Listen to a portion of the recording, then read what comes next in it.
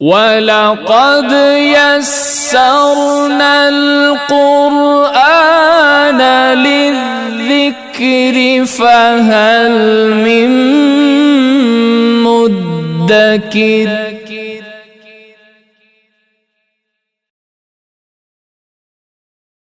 أعوذ بالله من الشيطان الرجيم بسم الله الرحمن الرحيم ربنا وابعث فيهم رسولا منهم يتلو عليهم آياتك ويعلمهم الكتاب والحكمة ويزكيهم إنك أنت العزيز الحكيم۔ اے ہمارے رب، انہی میں سے ایک رسول بھیج دیجئے جو آپ کی آیتوں کو تلاوت کیا کریں اور کتاب کی اور حکمت کی تعلیم دیا کریں، وَيُزَكِّيهِمْ اور ان کو پاک رکھا کریں، اور یقیناً آپ زبردست ہیں، حکمت والے ہیں۔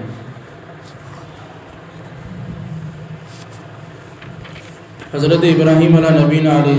السلام کی ایک اور دعا جو اللہ رب العزت نے قبول فرمائی۔ اس سے پہلے چند دعائیں حضرت ابراہیم علیہ السلام کی گزر چکی ہیں۔ حضرت ابراہیم علیہ السلام نے اپنے رب سے یہ دعا فرمائی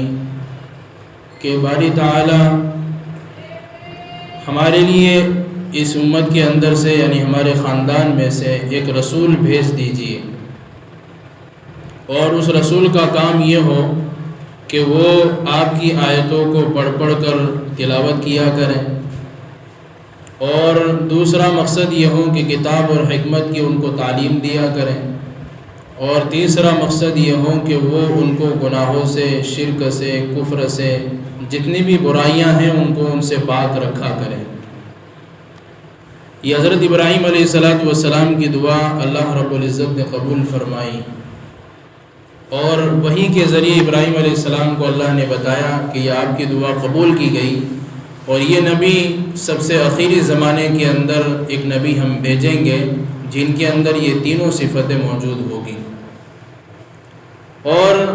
اللہ کے نبی علیہ السلام کی شکل میں ایک نبی بھیجے گئے جن کو اللہ رب العزت نے ایک کتاب عطا فرمائی جس کو قرآن کریم کہتے ہیں، کہ آپ پر جب بھی قرآن کریم کی آیتیں اترتیں آپ اس کو لوگوں کو پڑھ کر بتاتے اور آپ ان کے سامنے تلاوت کرتے، اور چونکہ عرب تو عربی پہلے سے جانتے تھے، ان کو تو معلوم تھا کہ قرآن کی آیت میں اللہ ہم سے کیا کہنا چاہتا ہے، تو گویا اللہ کے نبی علیہ السلام ان لوگوں کو کتاب کی تعلیم دیتے تھے، یعنی قرآن ان کو پڑھ کر سناتے تھے۔ اور دوسرا مقصد وَيُعَلِّمُهُمُ الْكِتَابَ وَالْحِكْمَةَ، کتاب اور سنت کی تعلیم دینا، اور چوتھا مقصد تھا وَيُزَكِّيهِمْ، ان کو گناہوں سے پاک رکھنا۔ یہاں پر یہ بات بھی سمجھنی ضروری ہے کہ حضرت ابراہیم علیہ نبینا علیہ السلام نے جو دعا فرمائی ہے یہ اللہ تبارک و تعالی نے دعا قبول فرما لی۔ اس کے بعد مفسرین نے اس چیز کا تذکرہ کیا ہے کہ اللہ کے نبی علیہ السلام نے، روایتوں کے اندر آتا ہے کہ اللہ کے نبی علیہ السلام نے ارشاد فرمایا کہ میں حضرت آدم علیہ نبینا علیہ السلام کو ابھی تو مٹی کے پتلے سے بنایا ہی جا رہا تھا، اس وقت سے مجھے اللہ تبارک و تعالیٰ نے نبوت کے سلسلے کو ختم کرنے والا لکھ دیا تھا کہ میں ہی آخری نبی ہوں گا۔ اور حضرت ابراہیم علیہ السلام نے دعا بھی کی تو ایسی ہی دعا کی کہ فیہم رسولا منہم یتلو علیہم آیاتک، کہ آپ انہی میں سے ایک رسول بھیج دیجیے، اور اللہ رب العزت نے یہ دعا قبول فرمائی، اور حضرت ابراہیم علیہ السلام کے بیٹے حضرت اسماعیل علیہ نبینا علیہ السلام کے خاندان میں سے اللہ تبارک و تعالیٰ نے نبی علیہ السلام کو بھیجا جو آخری نبی تھے۔ اور روایتوں کے اندر یہ بھی آتا ہے کہ خود اللہ کے نبی علیہ السلام نے یہ بات ارشاد فرمائی کہ میں حضرت ابراہیم علیہ السلام کی دعا، حضرت ابراہیم علیہ السلام کی دعا، اور حضرت اسماعیل علیہ السلام کی دعا، اور حضرت ایک نبی کا تذکرہ کیا گیا حضرت عیسیٰ علیہ السلام کی بشارت اور اپنے والدہ کا خواب کا مظہر اور نتیجہ ہوں۔ ابراہیم علیہ السلام نے میرے لیے دعا فرمائی اور حضرت عیسیٰ علیہ السلام نے میرے لیے بشارت دی کہ ایک نبی آئیں گے جن کا نام ہوگا محمد اور احمد، جو تمہاری طرف بھیجے جائیں گے۔ اور عیسیٰ علیہ السلام کے جانے کے بعد اللہ کے نبی علیہ السلام دنیا کے اندر آئے۔ پھر اللہ کے نبی نے کہا کہ میں اپنی والدہ کا خواب کا مظہر اور نتیجہ ہوں کہ ان کی والدہ نے حمل کے دوران میں خواب دیکھا تھا کہ ان کے پیٹ سے ایک نور کا ٹکڑا نکلا اور شام کے محلات اس کے لیے اس کی وجہ سے جگمگا اٹھے۔ تو پھر وہ جب خواب کی تعبیر بیان کی گئی تو خواب کی تعبیر سے پتہ چلا کہ تمہارے پیٹ میں جو بچہ پل رہا ہے یہ اللہ تبارک و تعالیٰ ان کو نبوت دیں گے آخری زمانے کے اندر، جسی وجہ سے پوری دنیا کے اندر دین پھیل جائے گا۔ اور یہی ہوا۔ اللہ کے نبی علیہ السلام جب دنیا کے اندر تشریف لائے تو کفر کا، شرک کا، برائیوں کا اور ہر طرح ظلم بربریت کا ساری جگہ پر جو ہیں اس طرح برائیاں پھیلی ہوئی تھیں، لیکن آپ کے آنے کے بعد آہستہ آہستہ ان برائیوں کو ختم کیا گیا اور کتاب کی اور قرآن کی اور سنت کی تعلیم کو عام کیا گیا۔ اور ظاہر سی بات ہے جب کتاب اور سنت کی تعلیم اور حق کی بات جب لوگوں کے اندر پھیلتی ہے تو آہستہ آہستہ جو باطل ہوتا ہے وہ ختم ہو جاتا ہے۔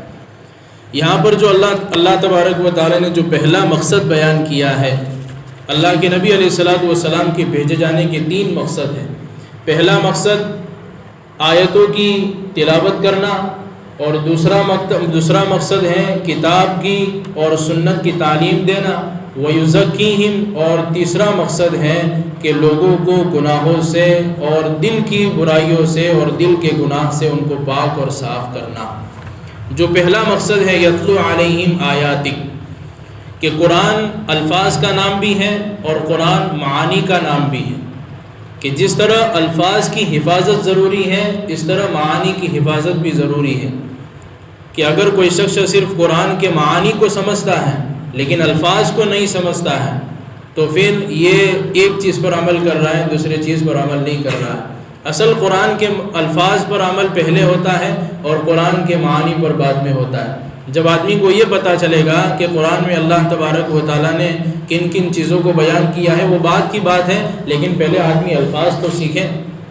قرآن تو سیکھے، پڑھنا تو سیکھے۔ تو سب سے پہلے اللہ کے نبی علیہ السلام کا مقصد ہے کہ جو آپ پر آیتیں اتاری جا رہی ہیں اس کو آپ پڑھ پڑھ کر لوگوں کو سناتے تھے، یعنی قرآن کی تلاوت کرنا۔ یہ ایک مقصد الگ بیان کیا گیا۔ حالانکہ سوچنے اور سمجھنے کی بات یہ ہے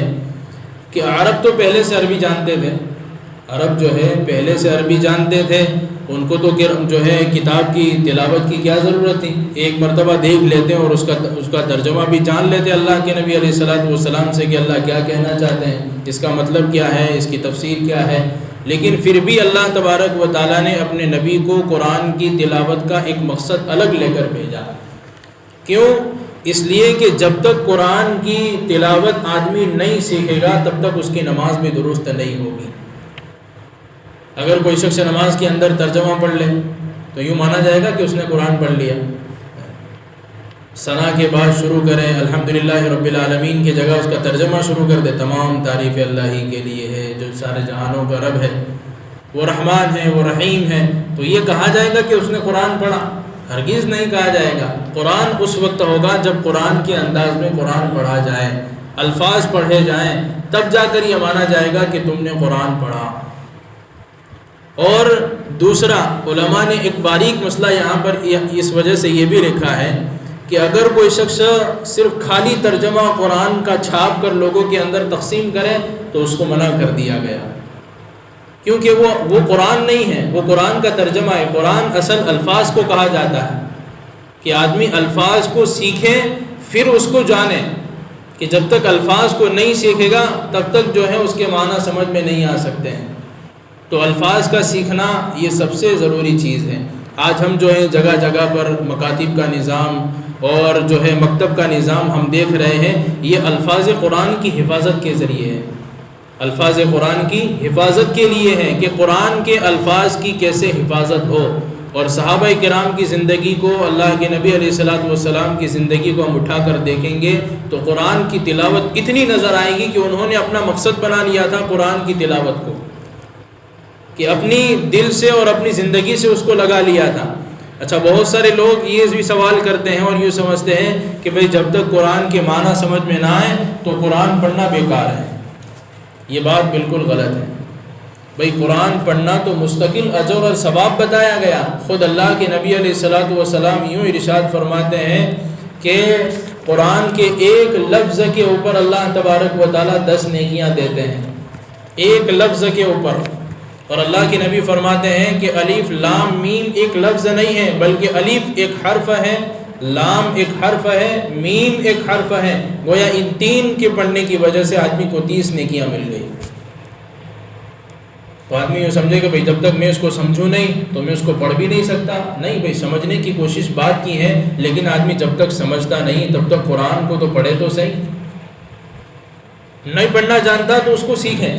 نہیں پڑھنا جاتا تو اس کو سیکھنے کی کوشش کریں۔ اور صحابہ رضی اللہ تعالیٰ عنہ اجمعین نے اس کو اپنے دل سے کیسے لگایا تھا؟ بعض صحابہ رضی اللہ تعالیٰ عنہ اجمعین کے بارے میں آتا ہے کہ ایک دن کے اندر پورا قرآن شریف ختم کرتے تھے۔ بعض صحابہ کے بارے میں آتا ہے کہ 2 دن میں پورا قرآن ختم کرتے تھے۔ بعض کے بارے میں آتا ہے کہ 3 دن میں قرآن ختم کرتے تھے۔ اور عام صحابہ کا معمول تھا کہ 7 دن میں ایک قرآن ختم ہوتا تھا، جس کی وجہ سے قرآن کے اندر 7 منزلیں ہیں کہ وہ 7 دن کے اندر پورے ایک مکمل قرآن کو ختم کر دیتے تھے۔ ہفتے کے اندر ان کا قرآن ختم ہو جاتا تھا۔ تو یہ معمول جو ہے پہلے سے چلا آ رہا ہے، اور صرف صحابہ کی زندگی نہیں، آپ اس کے بعد تبع تابعین کی زندگی کو بھی اٹھائیں گے، تابعین کی زندگی کو بھی اٹھائیں گے، تو انہوں نے قرآن کو اتنا نمازوں کے اندر اور نماز کے علاوہ پڑھا ہے کہ بعض مرتبہ بعض اولیاء کرام اور بعض لوگوں کے بارے میں لکھا ہے کہ پڑھنے کی وجہ سے ان کی آنکھوں کی بینائی بھی چلی گئی، اتنا انہوں نے قرآن پڑھا، اور پڑھ پڑھ کر وہ قرآن ان کو زبانی یاد ہو گیا۔ تو گویا آدمی یہ نہ سمجھے کہ میں جب تک نہیں سمجھوں گا تب تک قرآن جو ہے نہیں سیکھوں گا۔ یہ اللہ کے نبی علیہ الصلوۃ والسلام کو ایک مقصد کے ساتھ بھیجا گیا، ایک مقصد الگ بیان کیا کہ آپ کا ایک مقصد تو یہ ہے یتلو علیہم آیاتک، کہ آپ اللہ کی آیتوں کو لوگوں کو پڑھ پڑھ کر ان کو تلاوت ان کے سامنے کیا کریں۔ اور صحابہ باقاعدہ اس کو پڑھا کرتے تھے، اور اللہ کے نبی علیہ الصلوۃ والسلام صحابہ سے سنتے بھی تھے کہ عبداللہ ابن مسعود یا حضرت ابی ابن کعب، ان دونوں صحابی کے بارے میں جو ہے ان دونوں میں سے کسی ایک کے بارے میں آتا ہے کہ ان دونوں میں سے کسی ایک کو اللہ کے نبی نے کہا کہ آپ مجھے قرآن سناؤ۔ تو صحابی نے عرض کیا کہ یا رسول اللہ میں قرآن سناؤں؟ قرآن تو آپ پر نازل ہوا ہے۔ تو اللہ کے نبی علیہ الصلوۃ والسلام نے ارشاد فرمایا کہ میرا دل چاہتا ہے کہ میں کسی اور کے علاوہ سے سنوں، یعنی میں تو پڑھتا ہی ہوں، قرآن کی تلاوت کرتا ہی ہوں، لیکن میرا دل چاہتا ہے کہ کسی اور سے بھی قرآن کی تلاوت کو سنوں۔ تو گویا اللہ کے نبی علیہ الصلوۃ والسلام کا ایک مقصد جو ہے تلاوت کو عام کرنا، الفاظ کو عام کرنا، اور ہمارے لیے بہت آسان ہے۔ قرآن کا سیکھنا کوئی مشکل بات نہیں ہے، قرآن کا سیکھنا کوئی مشکل بات نہیں ہے۔ قرآن اللہ تبارک و تعالیٰ نے پہلے ہی آسان کر دیا ہے۔ چھوٹے چھوٹے معصوم بچے قرآن کو سیکھ لیتے ہیں، تو ہم نہیں سیکھ سکتے؟ بڑی آسانی کے ساتھ سیکھ سکتے ہیں۔ اور کئی مرتبہ جو ہے ایسے موقعوں پر پڑھنے کی باری آ جاتی ہے تو ہم قرآن لے کر بیٹھتے نہیں ہیں، اور وجہ یہ ہوتی ہے ہم کو قرآن پڑھتے آتا نہیں ہے۔ تو ہم جو ہیں اس کو اپنا مقصد بنائیں، جس طرح اللہ کے نبی کو مقصد کے ساتھ بھیجا گیا کہ آپ لوگوں کے درمیان میں آیتوں کی تلاوت کریں، گویا قرآن کو سیکھیں، اس کو پڑھیں، اس کی تلاوت کریں۔ اور ہم جو ہیں اپنا ایک معمول بنا لیں کہ ہمارے 24 گھنٹے کے اندر سے 20 منٹ 15 منٹ ہم ایسی نکالیں کہ قرآن کریم کو روزانہ تلاوت کریں۔ یہ قرآن کا سب سے بڑا حق ہے، سب سے پہلا حق ہے اور سب سے بڑا حق ہے کہ قرآن اگر نہیں آتا تو اس کو سیکھنے کی کوشش کریں، اور اگر آتا ہے تو روزانہ اس کو جو ہے اہتمام کے ساتھ شروع سے پڑھنے کی کوشش کریں۔ اور ایسے معمول صرف رمضان کے اندر نہ بنائیں کہ میں صرف رمضان میں قرآن پڑھتا ہوں، کیونکہ اللہ تبارک و تعالیٰ نے رمضان میں قرآن اتارا ہے، اس کا تعلق رمضان کے ساتھ زیادہ ہے، لیکن اس کا مطلب یہ نہیں کہ آدمی صرف رمضان کے اندر ہی پڑھے، بلکہ پوری زندگی اور 12 مہینے قرآن کی تلاوت ہمارے لیے جو ہے بہت ضروری ہے۔ ایک ایک حرف کے اوپر 10 نیکیاں ملیں۔ اگر ہم نے روزانہ 100 حرف 200 حرف اگر پڑھ لیے تو کتنی نیکیاں ہمارے کھاتے میں جمع ہو سکتی ہیں۔ تو یہ اللہ رب العزت نے ہمارے لیے جو ہے ایک معمولی چھوٹا سا عمل دیا ہے، لیکن اس کے پیچھے ثواب اور اجر بہت زیادہ رکھا ہے کہ آدمی اگر روزانہ 2 صفحے 3 صفحے بھی اگر قرآن کی تلاوت کر لے گا تو اس کے نام اعمال کے اندر کتنی نیکیاں جمع ہو سکتی ہیں، اور کوئی مشکل نہیں ہے۔ 5 منٹ 10 منٹ 15 منٹ ہم اگر اس کے لیے نکال لے ہوئے آرام سے قرآن پڑھیں تو آدمی روزانہ اہتمام کے ساتھ قرآن پڑھ سکتا ہے۔ اللہ تبارک و تعالی ہم سب کو جو ہے کہنے سننے زیادہ عمل کرنے کی توفیق عطا فرمائے۔ جو دوسری 2 چیزیں ہیں اس کو آئندہ انشاءاللہ